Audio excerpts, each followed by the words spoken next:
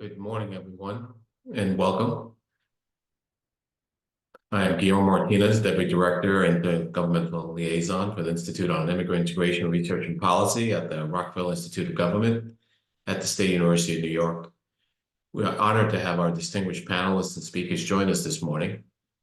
Thank you all for joining our webinar and joining representatives from institutions of higher learning, nonprofit sector, legislative branches of both our state and federal governments, and the advocacy community. This forum is being recorded and the video will be made available on our website and on YouTube. We invite you to join us next week when the Institute will be hosting a discussion with a team of researchers from Lehman College who will discuss their recent work on programs and practices addressing social determinants of health and healthcare access. And we invite you to join us on May 22nd for our annual conference on immigrant integration in New York State. Registration information will be made available soon for this free conference. Today's discussion on English language learning programs and practices in New York is timely. New York continues to be the destination for tens of thousands of immigrants looking to improve their lives, and the demand for adult English language classes is stronger than ever. Now, I'm honored to introduce to you Dr. Dina Refke, Director of the Institute on Immigrant Integration Research and Policy, a thought leader, an agent for change, and an academic powerhouse. Dr. Refke, the mic is yours. Guillermo, thank you so much for the kind introduction. Welcome, everybody. We're really thrilled to have everyone join us for this really important discussion on English language learning and English proficiency. English proficiency, or having the ability to communicate in the language that is dominant in your community, is a critical gateway to thriving economically, socially, and psychologically. Without this ability, incorporation of foreign-born New Yorkers will always remain a work in progress. It is a fact that even if you're able to navigate daily life without English proficiency, economic, social, and civic integration will always be incomplete. Without English proficiency, immigrants can be destined to a life of poverty and a life of underskilling and undervaluing of their talents and skills. But to learn a new language, especially as an adult, is not an easy feat. It requires effort, it requires time, active engagement, and motivation. It also requires robust systems and environments that support learners inside and outside of the classrooms. Systems of English language learning in New York State are complex, diverse, and significantly decentralized. In an attempt to map the infrastructure of English language learning programs, practices, and policies in New York State, the Institute on Immigrant Integration Research and Policy commissioned a study by a team of experts from Binghamton University to examine the infrastructure of English language learning programs, practices, and policies, and to help us make sense of models that are deemed promising, and to suggest to us recommendation on how to strengthen the system that currently exists. We are delighted that the team has completed its work and will share their findings with us in this webinar. Before we introduce the team to you, we are pleased to welcome Hattie Quarnstrom-Figueroa, Director of Operations at the New York State Office of New Americans. The Office of New Americans is obviously a leader in this space. UNA plays a critical role in supporting English language learning, and of course provides support a wide range of other programs that are designed to advance immigrant integration in New York State. Hattie will share special remarks on the innovations and the strategies that ONA, the Office for New Americans, have been using to advance progress in adult English language learning for foreign-born New Yorkers. Hattie, the floor is yours. Thank you. And I just want to thank everybody for coming today before I start. I'm Hattie Quarnstrom-Figueroa. I'm the Director of Operations at the New York State Office for New Americans. And I want to say a special thank you to you, Dr. Refke, Guillermo, and I want to thank the Institute for inviting me to give the remarks today. ONA values our partnership with the Institute, and we're very, very excited to participate in this important discussion. So for those of you who don't know, the New York State Office for New Americans, or ONA, was created in 2012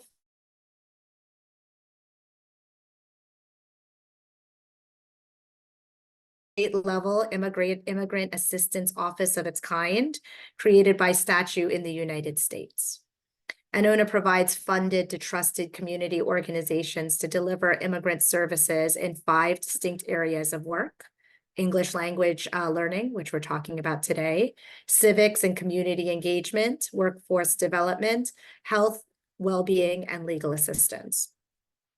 So I know today you're going to hear a lot of in-depth data about the need, but I will just cap it off by saying there are approximately 2.5 million New Yorkers with limited English proficiency. And our office believes that every new American who desires to learn English should have the opportunity to do so. The contributions to the cultural and economic prosperity of the state and localities of new Americans where they have settled are significant. However, we do recognize that full participation in our society may be hindered by limited English language proficiency. ONA has been investing in English language classes since our creation in 2012. And throughout that time, we've seen needs of our new Americans in terms of English language learning evolve and change. Currently, we're seeing where there's a lot of need for digital literacy classes. And there's also a very large desire for a large spectrum of types of English language classes. We see a lot of interest in our pre-literate English language programs, but also going all the way to sector-specific workforce-based languages. One of the other things we see as we go out and look at our populations in New York State is the need for flexible scheduling for English language classes, classes that are going to be able to adjust to people's busy schedules, whether they be family life or work, and also at the same time be able to give the same level of rigor and intensity that one would need to be able to learn English. So in our ONA program offerings, we try to take those all those factors into consideration, and we offer English language classes on a variety of levels, starting with in-person community-based classes, all the way to a mobile program that allow people to learn at home, at work, on the go. So I'll talk a little bit about the programs that we currently offer right now and end with how you can access them. ONA currently provides about $1.2 million to fund English language programs at 19 community-based organizations across the state. At these centers, students can receive English language instruction at a variety of levels. Each Opportunity Center ESOL, which is what we call these programs, has an experienced teacher on staff to provide classes to immigrants, as well as to provide assistance to participants with resume building, interview techniques, and bring employment opportunities to students in the class. The ONA Opportunity Center ESOL also provides access to workforce development opportunities for those students who are interested. In a year, we have over 7,000 individuals who receive English language training at our centers. But like I said, we understand that our populations are often very, very busy, and sometimes making the commitment to going to in-person classes can be difficult. So we also partner with an organization called CEL-Ed to provide the opportunity to learn English via mobile phones on the go for those clients who cannot readily access the classes at one of our opportunity centers. CEL-Ed is a really exciting program. It's a first-in-the-nation public-private partnership established by New York State, which focuses on the delivery of mobile language learning. So it's a phone-based English language system providing ESOL classes to individuals who have difficulty reaching an actual classroom. CEL-Ed has the capability of providing tailored classes that you can take on your phone. And for those who want additional practice through that, we we have live coaching where people can access a coach who can walk them through areas where they might be stuck in progressing in their lessons. And Ona is very, very excited to announce that we will soon be able to do live coaching in the language of anyone's choice. And in a year, we have over 2,000 individuals who receive English language services through CELED. ONA's ESOL programs are structured to be flexible to meet the needs of new Americans. We really believe in this in-person and mobile-based approach. We offer classes at all different levels. However, we do acknowledge that one of our challenges is meeting the 2.5 million demand statewide. We provide all of our classes and programming free of charge.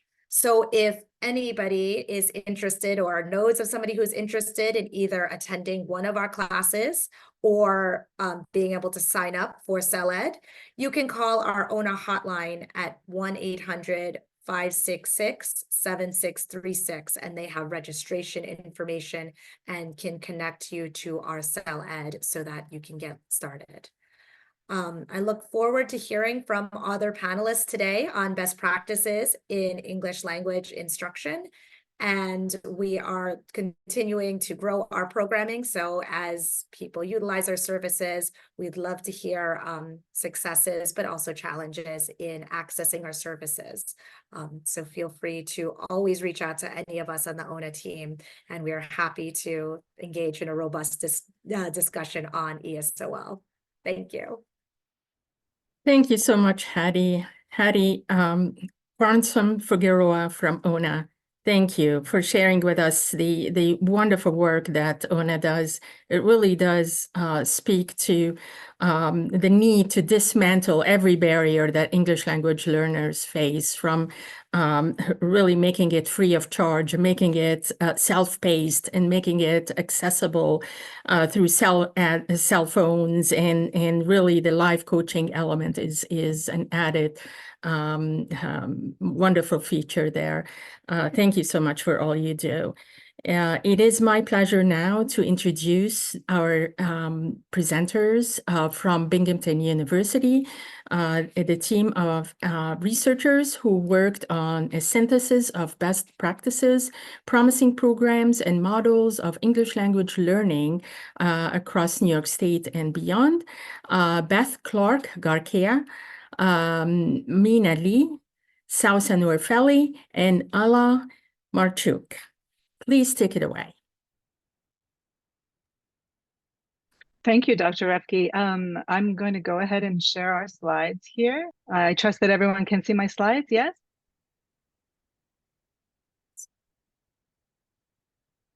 Okay, yes? Yes.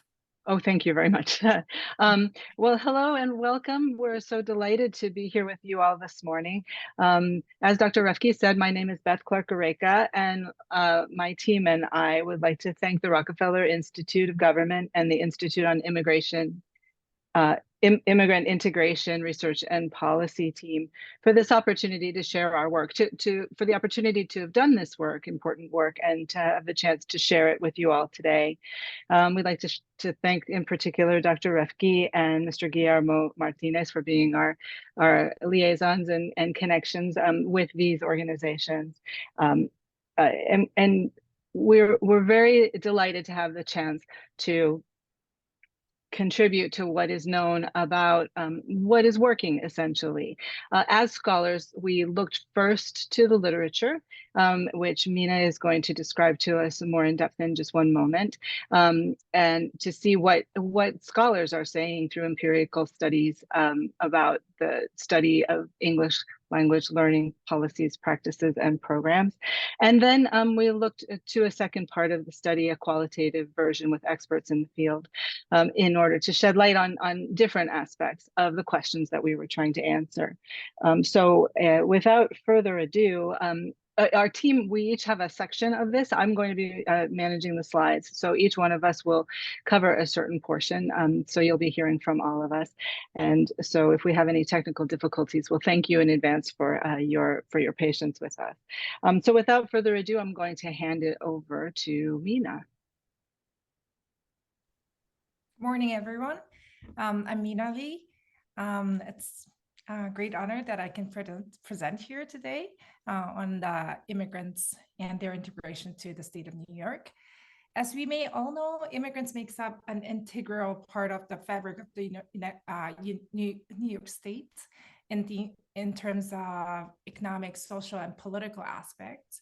As immigrants groups continue to grow in the state of New York, it becomes important mission of state of New York to develop human capital of immigrant groups and making the society more accommodating to the population. Although it is not everything, learning English is the fundamental part of the integrating of immigrants into the fabric of the United States, as it opens up the door to the massive resources. No wonder that a lot of studies has already been done around the topic of learning, teaching English among immigrant population. Not to our surprise, many other countries were working so hard to teach the host country's languages to their immigrants, like Turkish, German, and so on.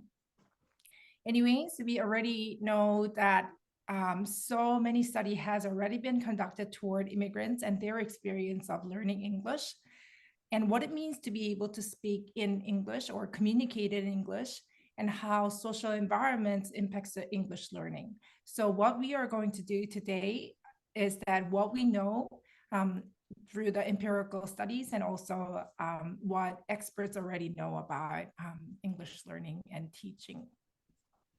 As we go on, we set two distinct research questions. Can you go to this next slide, Beth? The first one is, what does the findings of the empirical studies on this topic in the last 10 years have said collectively? The second one is, what does the perspectives of leaders and the educators regarding practice programs and policies related to English teaching and learning in the state of New York say? To answer this question, we conducted systematic literature review on the studies published in the last 10 years, and we conducted series of expert interviews with leaders in this field. Me and Sawsan is going to present this first part of the study, systematic review and research, and Beth and Arla are going to present the second part of the study. After presenting that, we are going to share some practice policy and practice program and policy implication that are based off our findings. Okay, let's go. Using 3 keywords and their equivalents and synonyms, we found in total 2,871 research articles that are published last 10 years between 2013 and 2023. From these 2,871 articles, we filtered them out if they were not done in the United States and they don't have any empirical data and they were not working on immigrant population, and it wasn't about English language education. We excluded all these articles and brought them down to 73 articles. Can you click once, Beth? And one more time. Yes, using these processes. The 73 articles are available using the QR code on the upper right side of the screen. After we picked 73 articles, we collectively read all of the articles and thoroughly reviewed them. Can you go to the next slide? Let me give you a brief summary of these articles that we read.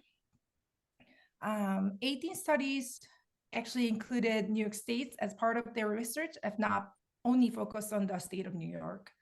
About half of the article included diverse ethnic groups, while the other half focused on single ethnic group in their studies. In total, about 40 ethnic groups were included in all 73 articles. 58 articles, so about 80% of articles are qualitatively done, and 11 were quantitatively, and 32 articles were based on intervention implementation, although it was not completely experimental. After this slide, you will not have that QR code on the right upper side. So if you want to take QR code, that's the chance. Okay, let's go to the next slide. As we were reading through the articles that we selected, 6 themes has emerged about research findings on English learning, English language learning and teaching. The themes are impact of the English language learning, pedagogies in English language teaching practices, and policies related to this. And the 4th one is diversity, equity, inclusion, and social justice in English language learning and teaching. The 5th one is collaboration among stakeholders. And finally, English language instructor training and development. Yeah, you will have access to that QR code later on. Don't worry about it if you really want it. A lot of studies talked about the impact of English language learning. Obviously, a lot of studies talked about that how English language enables many immigrants to have more vocabulary to use and speak well. And some of it also mentioned better understanding of English language arts. A lot of these studies use standardized tests. Let me give you some examples of the study results. For example, summer English learning programs were helpful for language retention among school-aged children. Also, among K-12 education, using home language that is not English is helpful for these immigrants to learn English in comparison to the immersion programs. In addition to be able to speak English better, English language learner gained other positive non-linguistic outcomes. Please go to the next slide. For example, many school children showed academic gains in terms of school grade, lower dropouts, and college enrollment. English language learner also English language learning also brought positive social behavior outcomes, such as increased social networks, feeling of empowerment, and self-efficacy. Furthermore, it led to economic outcomes, such as finding a job or job advancement at their workplace. Surprisingly, there were some unintended negative outcomes. It happened mostly within K-12 educational setting. Some English language learners were experiencing isolation from their classmates because they were removed from their classroom setting. Also, some of the students were missing contents class to attend ELL classes. Some studies found that these students missed more than 1 classes per ELL session because students were asked to leave the classroom in the middle of one class and sent back to the contents courses in the middle of the next class. Okay, let's go to the next slide. Studies have suggested innovative pedagogies. The pedagogies that are included in the studies are inquiry-based learning and transdisciplinary translingual learning. Also, instructors have built relationship with the student and built a sense of community that facilitate good quality learning in the classroom. Some instructors changed the classroom environment to meet students' needs better. For example, vocational educational instructor structured their classes so English learner could learn English within the vocational classroom in the context of the potential jobs that they will have. And it is likely that the student will become better, stronger candidates. Another array of studies have shown that more and more studies have adopted technology in the classroom. Please go to the next slide. I was very glad when Hattie brought it up in the keynote speaking earlier today. As many of you already have imagined, the impact of COVID-19 pandemic has fastened this trend. More classes happens online and on the mobile-based context. Also, as part of class, instructors have been using social media for classroom engagement. For example, students were asked to post stuffs on the social media in English as part of their course assignment, things like that. Third finding is related to English learning and teaching policies in different levels. Compared to the number of studies on ELL practice program and programs, not many studies have been done around the policies actually. Although there are not many federal policies related to ELL, a study found that two central acts, the Workforce Innovation and Opportunity Act and Higher Education Act, allocates considerable fund for adult education and English learning, and it makes equitable allocation of funding across different states. Also, Act reflects the paradigm shift in the field toward online learning. In the state level, studies reported the policies vary greatly in states, and among many policies, many states, New York State provide quality English learning compared to other states to the immigrants. That finding made us very proud. The study highlighted the strength of the application of Every Student Succeed Act in the state of New York for immigrant population. Finally, a study found local school level policies also shape ELL educational environment. Political representation immigrants on school boards is related to the quality of English language education as an additional language. A huge body of literature has tapped on the topic of diversity, equity, inclusion, and social justice in English learning and teaching, as importance of DEI awareness has soared last 10 years. And our research covered publication in last 10 years. Although diverse wording were used to reflect them all, we brought it under the tree of DEISJ. Although providing English language learning and teaching for immigrants greatly improves the DEISJ and community in general and in schools, there are practices and programs that are particularly have strength in enhancing DEISJ, we believe, and study says.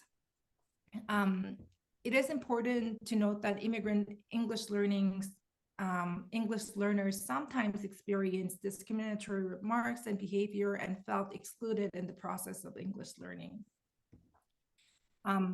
Although we all know that intention may not be the discriminating them against. We brought it down to 5 different ways to foster DEISJ in English learning. First step is the first step. Creating welcoming and accepting environment for learners are very important. In one study, an immigrant mom said that having a librarian that says hi to her was just nice and made the public library more accessible to her, in which English learning courses were happening. Considering constant othering experiences that immigrants experience, making the atmosphere more acceptable and accessible is so important. Another way would be adopting asset-based approach in which cultural and linguistic backgrounds of learners are considered as strength of them and make it visible in classroom setting. In the same vein, home language development and family engagement are ways of endorsing the sociocultural background of English learners.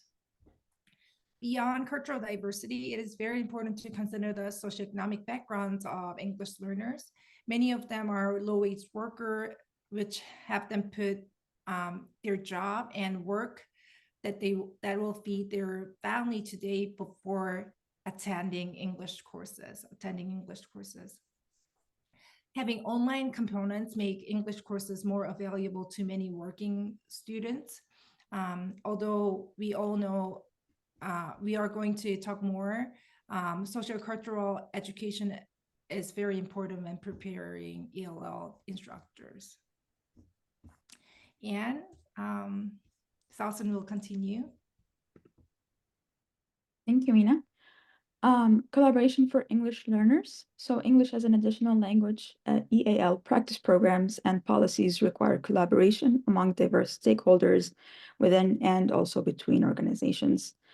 Collaboration enables a multidimensional involvement of various organizations, which is essential for effective and successful EAL practice. For example, an EAL program supported enriched program development outside of regular classroom time by collaborating with local community organizations such as public schools or religious organizations. Another example of cross-organization collaboration is potential employers who get creative and seek the employment of English language learners. Another type of collaboration we have is within one organization among different stakeholders. Examples of those are students within one school, or most commonly EAL instructors collaborating with classroom teachers within the same school. In this case, EAL teachers would either co-teach with the content teachers, or they would work together to find ways to best serve the learners. Alternatively, EAL instructors could collaborate with school administrative leadership. Next one. On to our next and final finding relating to instructor training. In K-12 education, instructor preparation and experience is a cornerstone of how to implement effective practice and programs for English learners, whether be it for content teachers or EL teachers. K-12 teachers would benefit greatly from more support in their university teacher preparation programs or in in-service teacher professional development programs. Another aspect that is important for instructor development is their identity and their effective role as an instructor. This is where teachers would be developing their own identities, and at the same time, they would be making sense of the immigrant cultural and linguistic practices, as well as the mainstream portrayal and sentiment towards immigrant populations in the US. Additionally, instructors' negative stereotypes of their learners could affect how they teach the language and consequently how the learners learn the language. Over to you, Beth. Okay, so that concludes the first part of our study, which was very involved in the scholarly literature to see what kinds of studies scholars and university researchers were engaging in. But we wanted to also contextualize that with expert interviews. These are people in our field who are working with English language learning programs and practices right now to see how they would contextualize some of the things that we read about. So the methods and participants of this section, we reached out to experts in the field of TESOL to take part in the study. We did propulsive sampling, which is that we were trying to raise voices of people in different contexts, not everyone that was teaching K-12 or everyone who was teaching in adult education. We also tried to raise the voices of people in different geographical areas. So we do have different cities that are represented: Buffalo and Albany and Syracuse, Binghamton, the city. Of course, we couldn't have voices from every single context, but we tried deliberately to tap into different people's experiences. We conducted 60-minute one-on-one interviews through Zoom, which were then transcribed and analyzed and coded through our deduce qualitative program analysis tool. In the end, we interviewed 12 leaders and stakeholders in TESOL in New York, and I think some of them are in the audience, so let me say thank you right now for participating and helping us to understand better these questions that we were attending to address. Of these stakeholders, there were 5 people whose primary roles were working with K-12 students or K-12 teachers who were working with K-12 students, and then 7 whose primary roles were working with adult learning in English.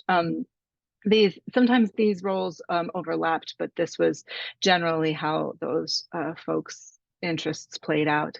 In the K-12, we have representatives from the RBERNs, the Regional Bilingual Education Resource Networks, who are people who connect and liaise with school districts in order to disseminate information in the field of what's happening in English learner education. CTE, Career and Technical Education, ENL, teachers, English as a new language teachers, migrant education, and people representing the Internationals Network. This is not inclusive of everyone, but this is just this is a sampling of the people, some of the perspectives that we were able to tap into. We also looked into adult education programs and included library programs, grassroots programs that kind of surfaced because one person took an interest and saw the need and decided to start giving classes. Community programs as well, programs geared toward refugee populations and higher education at the university level. So we have varied voices that we will represent here. So beginning with English in K-12 school structures and programming, we asked our participants to speak about the structures of K-12 schools. And we know that there are protocols that potential English learners, immigrant students, if they come to schools, there are steps that they need to go through in order to be determined as to whether they are eligible for receiving specialized English language services or not. These students usually go through an interviewing and testing process. That test is in New York State, it's called the NICETEL for identification, and then services are assigned. But at the high school level, students often have some options through which to complete a high school credential. They're the traditional academic pathways in which they take classes and accumulate credits toward graduation requirements. But there are also alternative pathways toward graduation equivalency, which is the GED programs. We saw this both in K-12 and also in adult ed, and we'll talk about that in a minute. But both of these pathways offer possibilities for students to obtain a high school credential. What we learned from our participants about K-12 English programming is that it's highly regulated and monitored. Again, we have these proficiency tests, and there are lots of rules through Commissioner's Report 154 that teachers and administrators need to go through these steps within a timely manner in order to serve these students who come to our schools. The NICESLAT is the annual proficiency test that English learners have to take. Regents exams are these graduation exams that are necessary for students to be able to reach a high school diploma through the traditional pathway. And then units of study is a document put out through NICED, which has very clear parameters for how many minutes of additional services students who are identified as English learners are entitled to. And I'll say, just let me say as a caveat, we're using this term English learner, but there are other terms that are used in the field. We have multilingual learner, which has been adopted by New York State. We also have emergent bilingual learners, EBLs, in order to honor the assets that students already bring. We use this term English as an additional language because the former term ESL, English as a second language, assumed that if English wasn't a student's first language, it must be their second, and that is simply not true for many of the immigrants who are coming to our state or who live here already. Many of our English learners at the elementary level were born here. They are US citizens. It's just their home language was not English. And so when they come to school, that's their first English speaking experience. Okay, what else did we find out from our participants about K-12 programming? Well, English is a vehicle to higher education or work, and many teachers in particular work hard to help these English learners in school to to fulfill the requirements to be able to go to college or university, or for some that they are interested in going on to work. This is another possibility for them. K-12 programming is based on an expectation that children attend school. Kids don't have an option not to go to school for much of their careers. So that, we are able to really build language proficiency because they need to be in school, and we are offering them consistent services. still, despite that fact, we know that English and school in general can often come into competition with students' other responsibilities. We have many students who have roles in their families to provide for, childcare for younger siblings, or to earn money to contribute to family income, or students who are here alone who are sending money back to their home countries. So school is often in competition, and kids need to figure out how to navigate those difficult tensions between what their obligations and responsibilities have to be at the secondary level in particular. Our participants have identified a couple of model programs within our state, including the Internationals Network, which if our participant or our audience don't know about the Internationals, they should definitely check them out. These are high schools that are designed for newcomer students. They are multilingual, asset affirming spaces in which students are able to be free from some of the state requirements for graduation and can really develop English language proficiency through alternate pathways. And also career technical education is another exciting and growing possibility for some of our students who immigrate to the United States late. Maybe they don't have time to achieve the requirements that high school puts in front of them, and in fact they are in a position where they want to work. Career technical education can offer a high school diploma, a GED equivalency, and also give students important tools to be able to have a trade. All right, so moving ahead, what did we find out about English in adult education programs? Well, what we found is that these programs are much less regulated than the K-12 environment. Classes often have variable objectives. Sometimes they're to build community amongst international people in a community. Sometimes they're toward GED. Sometimes they have very clear assessment objectives. Sometimes they don't. It really depends on the mission and the local vision for those programs. So it's not regulated in that way. The times are different. Some of these programs meet once a week, sometimes twice a week, some of them every day. The schedules and locations are variable depending on the systems that these institutions set up. We know that adult education programming, it may be more urgent because we know, as was said and as we found in the literature, English is a determining factor in job attainment and job security. And so adult immigrants are in a position to need to make time for English study, even though sometimes there is no time for English study. But these programs are less intense and often with fewer contact hours, so proficiency gains are often slower. That English study is often in conflict with work and family priorities, and often, doesn't win out in that competition. Adults have priorities that they must provide for their families, and Ala will speak about that in a few slides.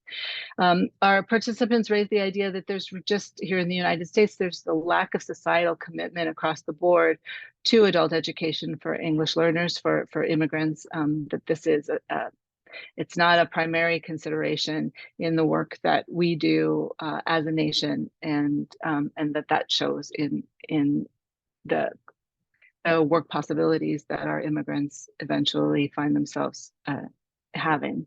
And adult education programs often focus on GED programs so that these students, even though they may have a profession in their home country, or they may have graduated from high school in their home country, this will give them a US credential. One of our participants, KK, said this in contrasting K-12 with adult ed. We see a lot of research for school-age children versus adult education. We see a lot of money and policy going to school-age children. Adult education often is put on the back burner. And I think we heard this with our participants. Continuing, we know that English is a gateway to employment, that English provides better employment opportunities in both the highest sectors and the lowest sectors of the labor market. And our participants mentioned that without sufficient levels of English proficiency, there's difficulty securing steady employment benefits packages, salary increases, all of these things that work provides here in the United States. Immigrants may not know about these things, and without English, they may not be able to advocate for these things. There's difficulty with equivalency pathways for people who are licensed accountants and engineers and doctors and lawyers in their home countries. How do they reach an equivalency here in their profession? Can they? And that's very, very difficult. And our participants ask for more processes toward those equivalencies. And then at the university level, that our international students have difficulty securing internships in the community. We asked questions about English being a gateway to social capital. We asked about economic capital and through work and so on, and through social capital. And our participants recognized that English provides important communities for immigrants here in the States, particularly in New York, students in school and for adults in their neighborhoods.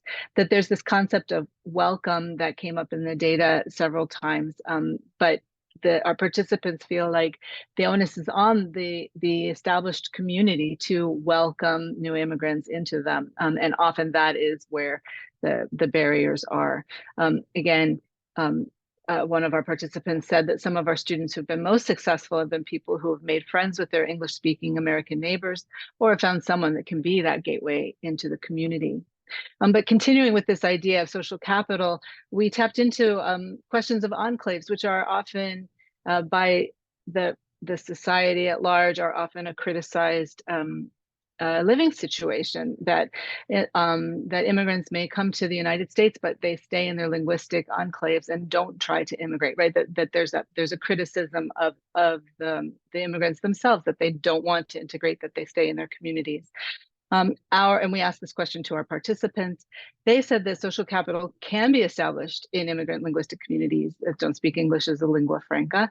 And they wanted to debunk this idea of choice of the neighborhood. So I think I'm using the words of our participants because I think they're so much more powerful than what I can say. One of our participants said about establishing this social capital in the L1 of the community. It all depends on how big the ethnic sociolinguistic community is. You're perfectly able to live in this country without learning English if you have value and social capital in your own language group. So she expressed an idea that yes, this is definitely a possibility. It's not a limitation. Another participant speaking about her experiences in Chinatown said you could go to stores all over Flushing and speak Chinese, and you don't need to use English to buy your groceries, go to the doctor, all those things that you need to do. Even therapy is offered to students in Chinese. So she was speaking about her former students. So they had a lot of resources. And I think that was really extremely important, very helpful for families to have so many language resources available to them. So within Chinatown community in Flushing, the inhabitants of that community were able to have a very full life and access all the things that they needed in their new country. The word enclave is a complicated one, and one of our participants really got at the center of that. And she said, I think that the term enclave suggests that there's a choice in where you live, right? Because we always want to make it about choices. If you'd made a different choice, if you've moved here from Sri Lanka and just moved to Park Slope, you would have all these neighbors who would welcome you in. Well, A, you can't afford it. B, how, if I don't live down the street from somebody I know, how do I get to work, etc.? Not everybody has the same choice. So people live where they're comfortable. People live where they can afford to live and where it's accessible to them and where people will rent to them. So our participants established this rhetoric to reject this idea that enclaves, it's a decision by immigrants to take some sort of easy way out. And English is, of course, a gateway to social capital through getting a visa, getting citizenship here, or immigration status within the United States, because there are exams and interviews that are associated with each of those processes. Now I'm going to hand it off to Ala, who will talk about the underlying needs and impediments to English learning. Thank you, Professor. So, of course, despite the strong desire to linguistically integrate into their communities, there are many impediments that immigrants face that challenge their ability to take part in English learning programs. The challenges of balancing household responsibility, multiple, unfortunately, low-paid jobs, and a lack of affordable housing on top of experiencing poverty, health issues, food insecurity, and racism were noted as significant obstacles to English language learning. Poverty was reported as shifting students' priorities. Despite valuing their education, they must prioritize work to provide for basic needs, like feeding their children and family. Also, navigating the health system. For immigrants with limited language proficiency, it's a significant challenge, and institutions that our participants are serving are actively assisting immigrants and their students in understanding the healthcare system. Food insecurity also emerged as a significant concern across several interviews. The difficulty in affording food was identified as ongoing worry affecting students' ability to remain in educational programs. So one of our participants shared a very strong quote. It's maybe they value education and it's important to them, but they need to feed their kids, so they're working. Next slide, please. Also, the cost of housing significantly impacts immigrants' ability to integrate. Participants reported that the low-wage nature of immigrant work often leads to housing instability, with families often moving from house to house in order to find more affordable options. Temporary housing solutions, such as placing immigrants in hotels, are common, but are very not sustainable long-term. Finding more permanent housing solutions remains an extremely difficult task, with some educators expressing a stringent need in building a dormitory style accommodations for their students while they are enrolled in language program. And due to the high cost of living in these areas, it might be a solution that our interviewees expressed. Also, homelessness among immigrants, including those in public school systems, is a significant concern that needs intervention from local authorities and communities. Housing is our number one problem, paying rent. A lot of the students are responsible for their own rent. When they come to this country. They think they are living with aunts and uncles, and they come and immediately owe the first month of rent. So they're always behind. I've seen that consistently, reported one of our participants. Next one. Safety. Covering both stable living conditions, as I said above, and freedom from violence, fear, and racism is also a critical need for immigrants. Participants reported that violence and racism are significant sources of anxiety, fear, and trauma for their students, affecting their overall well-being and ability to learn. The compounded effects of racism, classism, and linguicism that immigrants face underscores the urgent need for solutions to these broader societal issues to ensure that immigrants as well can safely pursue their education and integration. And one of our interviews shared a powerful quote. There is just confluence of horrible Islamophobia and anti-Semitism that students experience in the world. Students are afraid, and it impacts their life and how they are in the world. They are worried about their parents and their adolescents. They hear it and they see it, and it impacts teachers, and teachers have to help them to make sense of it and protect them from it. And the next slide, please. I really hope we have time because we have a funding challenge, and I really hope that we will focus on this because it's funding issues are at the heart of the challenges encountered by those running English language programs in New York State, and not only in New York State, I'm sure. The feedback from participants indicates that current funding models are often inflexible, and inadequate, failing to meet the changing needs of diverse student population. This rigidity in finding criteria means that many potential learners are not eligible for support, presenting substantial obstacles for both the immigrants seeking assistance and the professionals that are striving to provide these essential services. Also, the cyclical nature of funding is impairing long-term planning for the providers. Issues like outdated funding models based on seat hours have not yet evolved to accommodate program growth, leading to resource shortfalls for transportation, testing fees, teacher salaries, and supplies. The reality is, despite that an increasing demand in English language services and growing numbers of students, especially in the last year, funding has remained stagnant, forcing organizations to stretch existing resources thin. This lack of flexibility, combined with strict reporting requirements, significantly challenges the ability to meet the varied needs of English learners efficiently. Also, the crucial underfunding of adult education in New York State revealed significant disparities if comparing to K-12. Stakeholders highlighted that more resources are allocated and there is more policy support to school-age population, leaving, unfortunately, adult education programs struggling.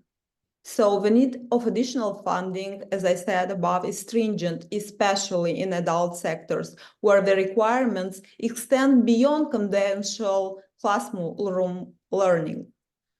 So our stakeholders advocate for adding a child-friendly zone, flexible class schedule to accommodate the family responsibility of the students, and alternative transportation options to enhance accessibility. These measures are essential not only to facilitate learning, but also to support adult learners in overcoming logistical barriers and that hinder their educational aspiration. Overall, the participants emphasized the need to shift towards more flexible and responsible funding approaches that can adapt to the diverse and changing demographics of the student rather than being restricted by rigid criteria and reported requirements. The call for a substantial increase in financial investment and a thorough reevaluation of funding strategies is clear. We have focused on recognizing English learners, refugees, and immigrants as critical investments in the country's future. This collective feedback underscores the necessity for a strategic improvement in how funding is allocated and utilized, ensuring that English language learning programs can not only survive, but thrive, meeting the needs of learners and communities across New York State and potentially entire country. And I really want to finish this slide with a very powerful quote. Where we put our money is a direct reflection of what we value and what's important to us. And if you're saying that you are valuing something and you don't put the resources on it, then you don't value it. Thank you, Beth. Great. Okay, so I'm going to take the reins back and we're going to talk about our implications. I'll speak to the implications of the K-12 findings and Mina will speak to those of adults. So what we, from analyzing both parts of the study and thinking about what some of the most recurrent themes were in our findings, these were the things that surfaced. We think that we need more investment in professional development and capacity development in K-12 environments for teachers. You know, even though as Ala said, if K-12 and adult ed is vying for the same pot of money, it may be that K-12 is winning, but that doesn't mean that we should shift back. I mean, K-12 is certainly is needing its own funding. So we just need to expand our dedication and our commitment to this, to having great teachers. We need more support or identification of model courses and pedagogies. I think a lot of, and I know this work from my work in schools, that teachers really like to see other teachers working and things that work. for them. And so having the opportunity to be released from school to go and see other classrooms, to see something that's really working is very helpful. And there are organizations and school districts that are doing this in New York, and the Arburns function to help these teachers see each other. But I think that we could use more of that in through analysis. We need more bilingual programs. We know that there's a shortage of bilingual teachers in New York State, and we know that often helping students with first language support helps them do better in acquiring a second language, particularly that high level academic language. And we need more bilingual programs that are in different languages. We do have growing numbers in New York with Spanish and English and Mandarin and English and some other languages, but it would be really so exciting to see that there are more languages being represented in those programs. We need alternatives to standardized tests as graduation requirements. This is a major impediment for high school English learners. We are exploring them. Like I said earlier, the Internationals Network has a portfolio process that students can complete and be released from some of these other tests. This is a very exciting possibility, and it would be nice to see other alternatives so that students can graduate from high school without so many barriers. Schools need to be more flexible and responsive to the situation that students find themselves in. I mean, it can't be that if a student has a job during the day that just means they can't go to high school. And often that is the decision that a high school student is making. So, you know, there are programs in New York State, particularly in the city, of night school or alternative school schedules. It would be great to see more of these and to see them lifted up as potential solutions to this. Also in the summer gap, maybe we can use the summer as learning time in order to fulfill some requirements for students who are working during the school year. We heard in our interviews, we heard some great ideas about English learning support for working students, some release programs in migrant education for students who had a break during some time during their work in order to take classes for English. It would be great to see more of those.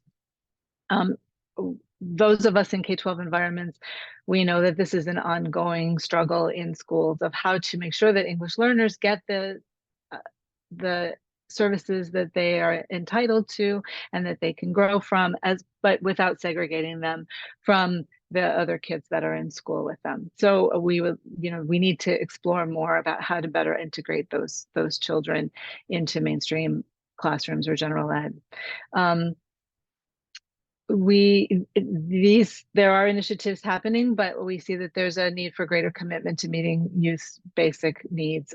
We know that there are school districts in our state that have food banks for students, that do coat drives and help students with homelessness. But as real estate in our state reaches just astronomical levels, it just becomes harder and harder for our students to find places to live and to be able to go to school and pay rent. We would like to see more initiatives toward inclusive policy development. That is, as these policies for K-12 contexts are being made, we would like to see K-12 administrators, teachers, and even students sitting in those conversations and helping to decide what makes the best sense for graduation requirements, for being able to be in ENL programs or to be able to opt out of ENL programs. We need more voices at that table. And then finally, the ever-present question about funding, how we can add to those funding sources, and how we can make it more flexible so that when our grant writers write and win these grants, that they can use the money in ways that will really meet the needs of their population, rather than sometimes the rigid requirements that are part of meeting the grant requirements and the reporting. So I'm going to hand it over to Mina now. Thank you, Beth. In terms of practice program and policy implications for adults, we want to emphasize the unanticipated gains of English learning programs that immigrants and their families have. Many of them make friends with their classmates and gives ample social capital that they can rely on, often beyond the ethnic boundaries. Furthermore, many makes connection with the instructor who can actually be the person of reference when they look for jobs or any other opportunities that requires personal references. So when thinking about the positive outcome of English learning practice and programs and policies, we have to consider these unanticipated gains as our important gains. And our literature, second bullet point, our literature review and the interview both point out a huge barrier that the working immigrants have in learning English. Good English learners have to stop coming to the English classes because they got a job. We need to think about ways they can accommodate these working students or English learners' schedules and needs. One way would be adopting more online components or mobile components in course design. If learners can take some of the courses online, it is going to be more accommodating. However, some studies pointed out that having at least some portion of in-person components is helpful. Another way can be done by collaborating with immigrants' employers. Some programs may be done at immigrants' workplace, which will save at least commuting times for the workers. The contents of English courses may be geared toward communication that happens at specific workplaces, like hotel or at hotel or restaurants. In those cases, because it will be helpful for enhancing the communication between coworkers and supervisor and the immigrants workers' time can be spent, can be subsidized. The time that was spent to learn English may be partially compensated by their employers as part of their employee education. What we think about the program and when we think about the program and the instructor, more support is necessary in terms of modal courses and pedagogies, as well as instructor trainings. While we see more formal structures for English language courses in K-12 education, the adult programs are much loosely organized. There are definitely strengths of having flexible curriculums, but some instructors have shared their difficulties in designing courses and that specifically meets the learners in their classroom. Furthermore, when we think about the integration of adult immigrants, it is very important to think that it is mutual integration rather than assimilating of immigrants, and while the host society does not change at all. The society overall has to become more welcoming and accommodating rather than expecting the immigrants to learn all the cultural aspects of the state of New York, including English.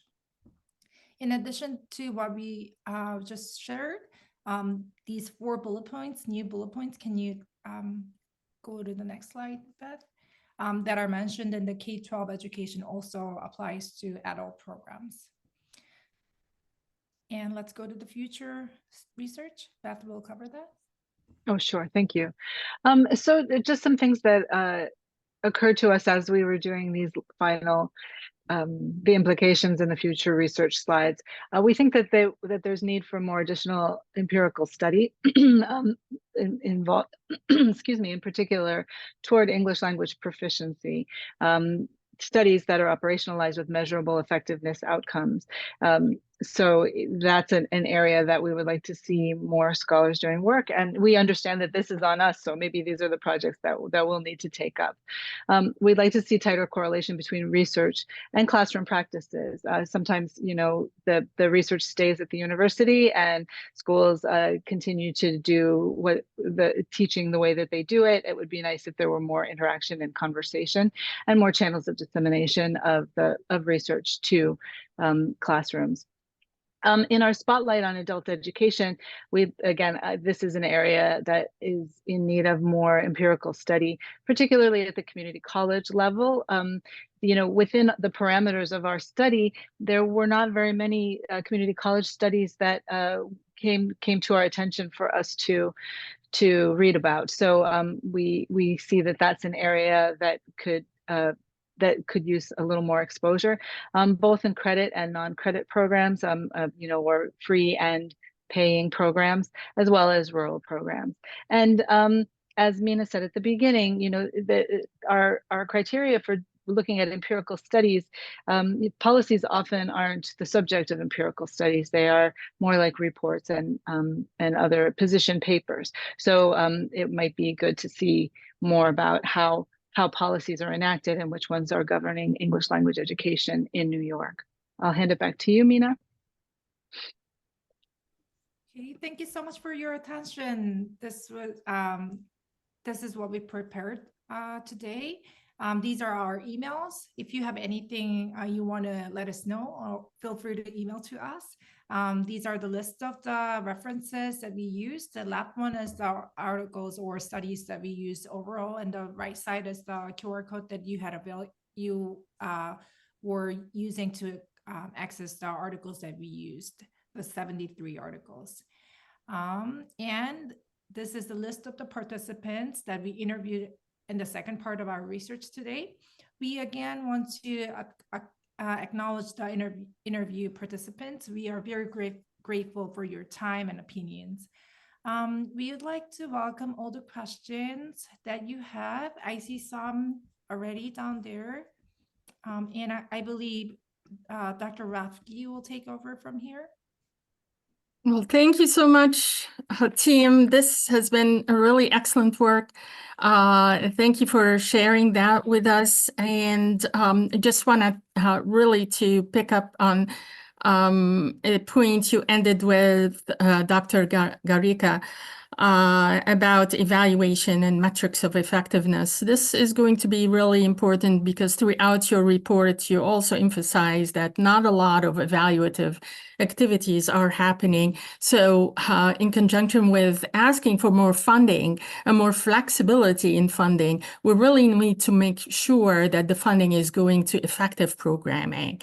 So I want to delve now deeper into some of the pedagogical practices that you found to be effective or used by many of the programs that you studied.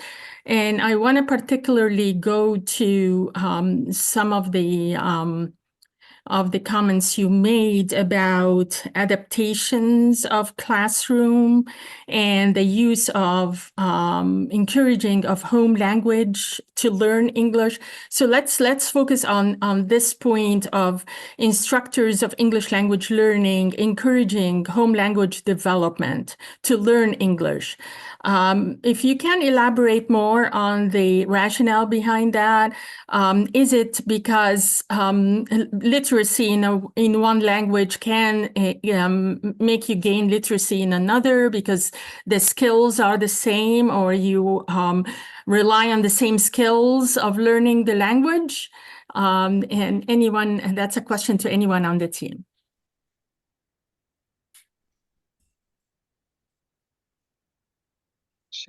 Should I jump in? Yes. Okay, I can take that one.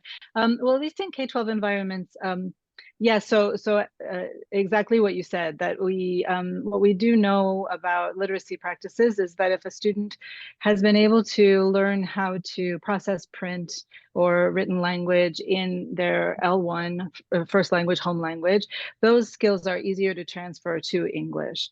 And that often if we only start with teaching English, we're missing an important step, a scaffolding step, essentially.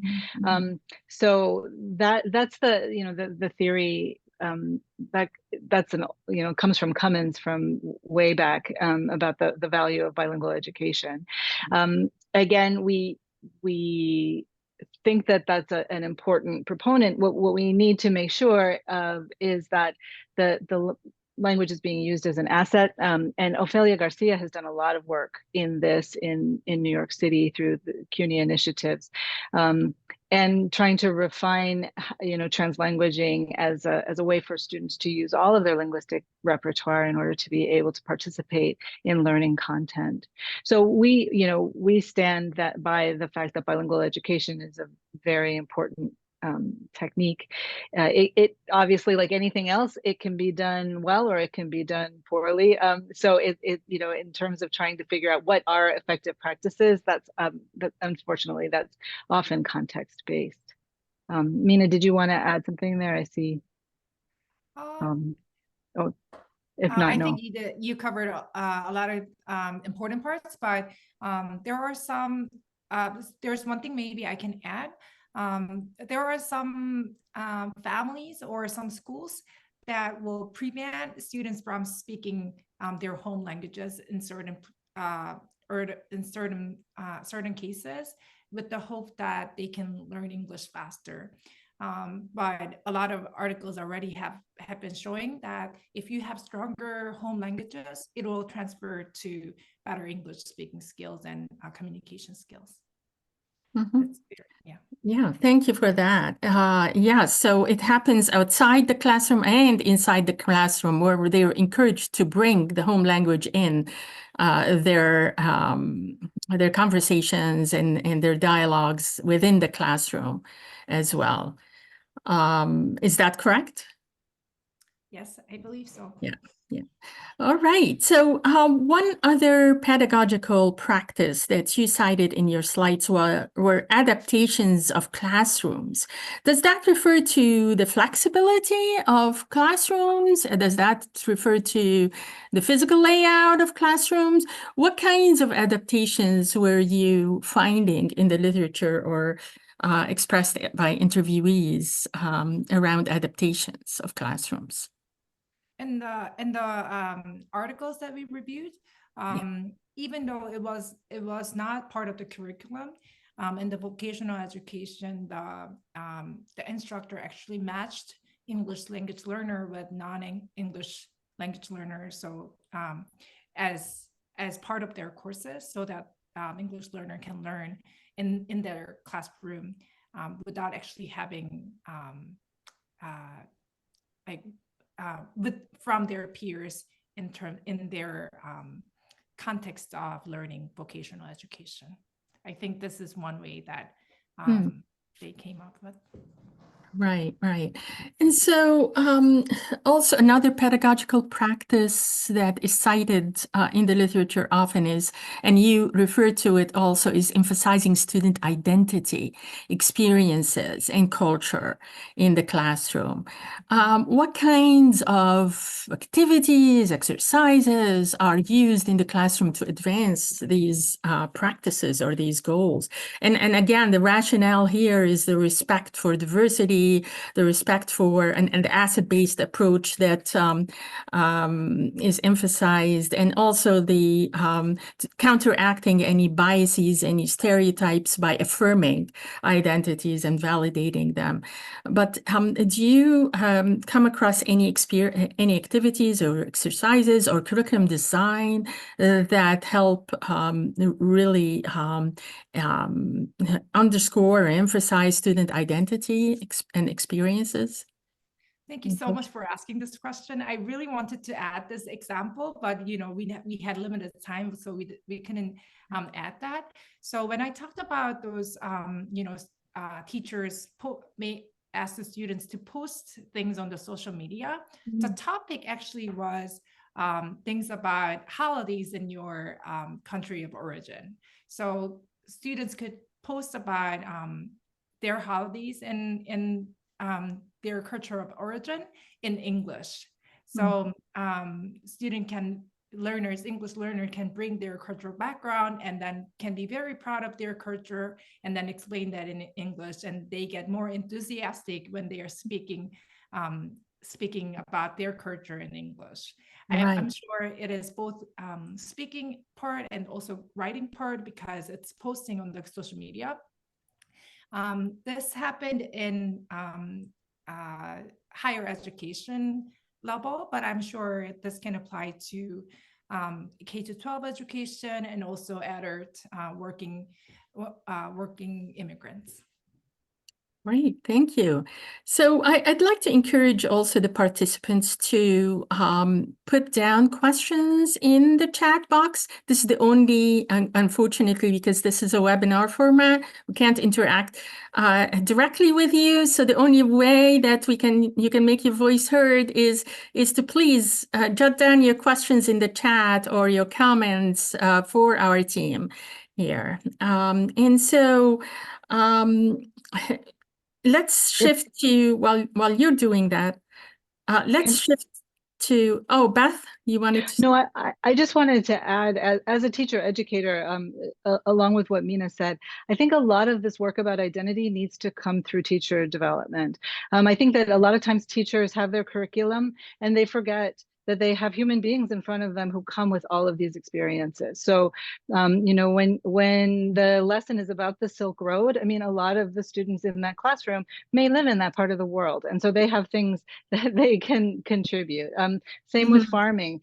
We've had, I've seen lessons of students who, you know, in math class, who have incredible mathematical abilities to find perimeter and so on because they've been working in farming situations. So, you know, we need to remember that the students have assets and funds of knowledge that they bring with them and give them the opportunity to shine in that way. Right, right. Thank you, Beth, for that. We have a question in the chat. Can you please tell us more about refugee ESL classes? How are these different from other immigrants, and how does these benefit refugees in particular? I think refugee is a segment of the immigrant population, but they do have more structure in how, you know, they receive. They're not on their own. They have more structured system, at least in the beginning when they're settling. But Hattie or Beth or anybody can jump in. I can speak a little bit how we do that in our ONA programs, because a lot of our ONA programs, we will see refugees in our ESOL classes. So we start by having, you know, the intentional practice of partnering with people who are already serving populations in the community. So they know their communities and they know what the needs are. And the idea is we at the state don't give a rigid curriculum where we say, okay, based on where we're sitting in New York City, this is the only way to teach, you know, English language skills. We say, okay, these, you know, we want you to offer at a minimum flexible classes at different levels, but based on what you're seeing the needs are in your population, based on, you know, who are the composition of your classes, you know, we want you to tailor instruction and curriculum that way. So by doing it that way, we have people, our grantees who are working with refugee populations, naturally building in that experience, those, you know, culture, you know, different cultural aspects into their curriculum naturally. We don't have, but we also don't segment by saying you must have like classes geared to somebody with a certain status or not. We say wherever there's need, but then take that, you know, need and then tailor your curriculum accordingly. And we're seeing it working out quite well too. Yeah, so that's a level of flexibility Hattie ONA decided really is needed to meet the diverse and wide interests and goals of participants, for sure. Yeah, awesome. So while we're waiting for other questions, let's talk about instructors development and professional development. And Beth and team, you made that point, which is really well taken. Is that you really need to come with some level of proficiency in teaching ESL, right? And with that, because we've seen some bias, some stereotypes, some language supremacy of English language that really translates into some less than respectful or less than welcoming environments in the classroom. And so this idea of self-awareness and this idea of identity consciousness that is part of the teacher training. What is the theory of change, or what is the the rationale behind this assumption that when an instructor is self-aware or has a consciousness of their identity and the biases they bring, that they essentially will make an effort to create a welcoming space? Do you have any sense from what the literature you reviewed on how that connection is made?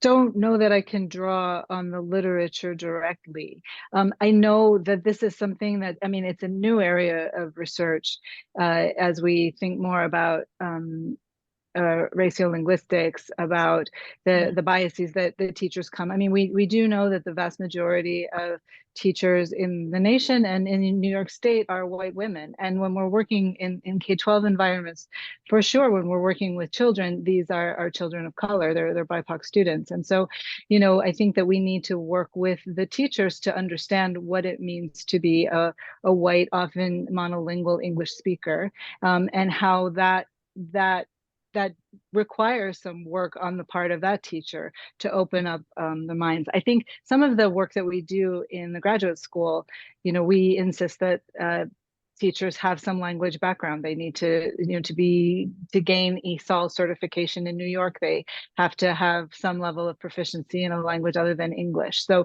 you know, there are some checks and balances in place, but definitely this is work that we need to do at the education level. Yeah, I know that some of the assumptions is that your bias is always unconscious. So, and part of it is that you really want meaning, especially if you are a teacher that chose to do this.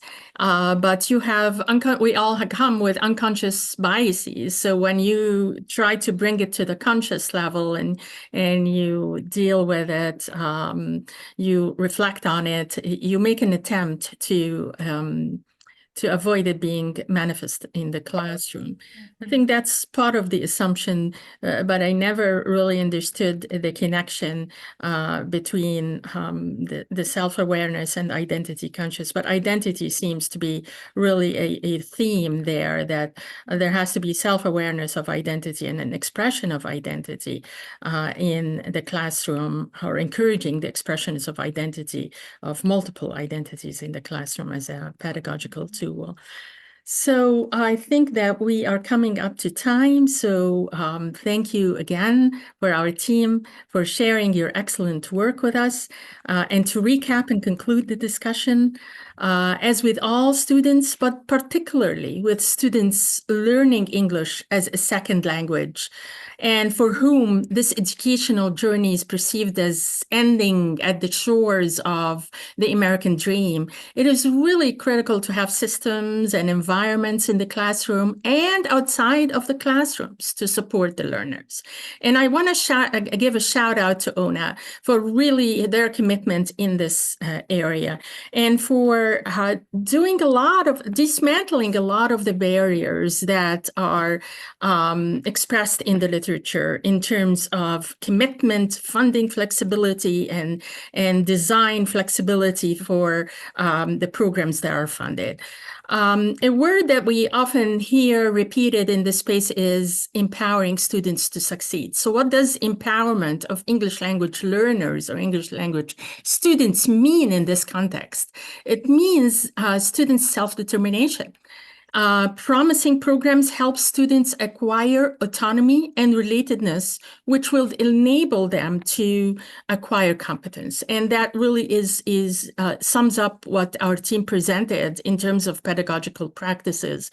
Supporting students' autonomy means activating their agency. It means enabling them to take ownership of the learning and becoming self-directed. That's what we learn from adult education in particular. Autonomy is really a basic psychological need that all humans, as humans, we all need to be able to function and perform at a high level and have healthy psychological well-being. Autonomy activates intrinsic motivation, which is really, really important when we talk about English language learners. When you have motivation, you take initiative and you take interest in advancing your own learning goals. And autonomy activates active engagement. It really activates your engagement with the learning process and the learning outcome. So what does enabling autonomy means in this context? And I'm summarizing some of the strategies that our team had shared. It means creating activities inside and outside the classroom that are affirming and that generate subjective experience and that has ownership dimensions. When we do this, we are advancing a core element, again, of psychological need fulfillment and making sure that they are actively engaged, they're autonomously and intrinsically motivated. So we need to personalize the learning experience for the learners. And also experts suggest that providing a training to English language learning on taking initiative or having a say, expressing preferences. So that training may be also precede the English language learning component, but really preparing the learners to be agentic students, to have agency, express their preference, make a plan, set a goal, ask questions, have a voice, and amplify their interests. Because we know from educational pedagogies that create success that students who have agency create opportunities rather than react to them, and they problem solve. Other activities suggested in the literature include keeping a diary, having connections with external resources outside the classroom, as our team said, having an online or community learning resources that provide space to boost their learning. And we also know from previous scholarship that promising programs provide spaces where learners are able to be have emotionally fulfilling experiences and affirming relationships. And that is something our team also tapped into. Relatedness is another critical psychological need that all humans have a need for to perform at a higher level. And so how this translates in that space is having mentoring programs, learning advisors, coaches, creating respectful and inclusive spaces are some of the suggested activities that advance these goals. So pedagogies and curriculum design are instrumental in helping learners achieve competency and autonomy and relatedness that are critical, really cornerstone. And lastly, promising pedagogies include leveraging the power of affirming identities and validating identities as a tool to counteract exclusions, biases, stereotypes, and creating spaces where diverse identities are valued and appreciated, and where the power distance between the instructors and the students is minimized. And identity is affirming as an affirming tool to help students internalize language learning. Because we have scholars that argue that language learning cannot be meaningful without being connected to the formation of identities and being tied to the self. So it goes really beyond also shattering stereotypes and affirming and valuing identities to having an enactment of identity and being connected to acts of speaking, presentations of self, projecting of identity. So it's actually also a learning tool, a pedagogical tool. So we hope that the webinar was valuable to you. Thanks again to our Binghamton University team, Dr. Beth Clark-Gareca, Mina Lee, Sawsan Werfelli, and Alla Marciuc. We also thank our keynote speaker from the Office of New Americans. We love what you do. Please keep doing what you're doing. You are a beacon of hope in New York and really put New York on the map in this area. Hattie, Quarnstrom-Figueroa, thank you again for being here. We hope to see you again on Thursday, April 4, as we discuss social determinants of health affecting immigrants. With that, we end our webinar. Thanks again and have a wonderful day.